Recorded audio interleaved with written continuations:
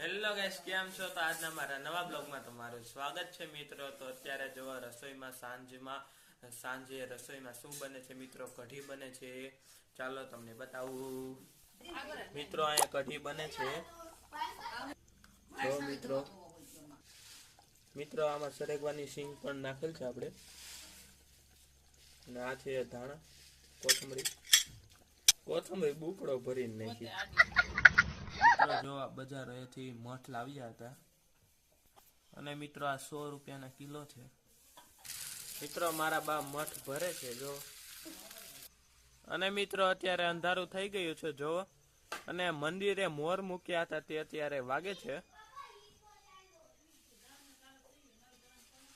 મિત્રો તો આપણે કાલે કઢી બનાવી હતી. અને મિત્રો તમે કઢીને કઈ રીતે ઓળખાવો છો તે તમારે કોમેન્ટ કરવાનું છે કે તમે કઢીને બીજું શું નામ કહ્યું છો. અને મિત્રો હું અત્યારમાં બગીચામાં જાઉં છું. ચાલો જઈએ. મિત્રો બગીચામાં આવીને જોયું તો રીંગણીના પાન કપાઈ ગયા હતા જો. મિત્રો અત્યારે બપોર થઈ ગયા છે અને અત્યારે તડકો છે. અને મિત્રો અત્યારે રીંગણાનું શાક બને છે. અને મિત્રો ગેસ ઉપર રીંગણાનું શાક બને છે અત્યારે. અને મિત્રો આ છે ગુવારના કટકા કરીને આપણે સૂકવી દીધા છે. તેમને આપણે મુખવાસ તરીકે અથવા કાસરી તરીકે ઉપયોગ કરવાના છીએ. અને મિત્રો આ ગુલાબ હમણાં કાલ ફૂલી જશે. અને મિત્રો આ છે આપણો આંબો વાવ્યો હતો તે મિત્રો આ છે આપણો આંબો મિત્રો. તેમાં જો મોર આવી ગયા છે. અને મિત્રો આપણે આંબો વાવ્યો હતો તેમનું 1 વર્ષ દિવસ પૂરું થઈ ગયું છે આજે. મિત્રો એક અહીંયા મોર આવ્યો છે. અને મિત્રો એક મોર અહીંયા આવ્યો છે. અને મિત્રો આ કુવાર ભાઠું જો મિત્રો કેવડું મોટું થઈ ગયું છે.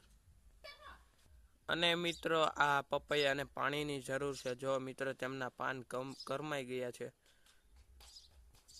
અને આ પપૈયો છે તેમને પાણી પૂરતું મળી શકે છે એટલે તેમને પાણીની જરૂર નથી.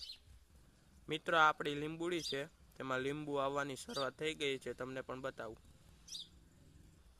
જો મિત્રો આ 2 લીંબુ આવ્યા છે અને 1 લીંબુ અહીંયા પણ છે. અને પક્ષીઓ બોલે છે. અને અહીંયા રીંગણાનું શાક બને છે.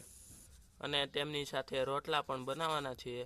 એટલે જો મિત્રો લોટ છાળી લીધો છે. તેમાં મીઠું પણ નાખી દીધું. અને અહીંયા બીજો રોટલો બને છે. અને મિત્રો મારી મમ્મી લોટ બાંધે છે જો.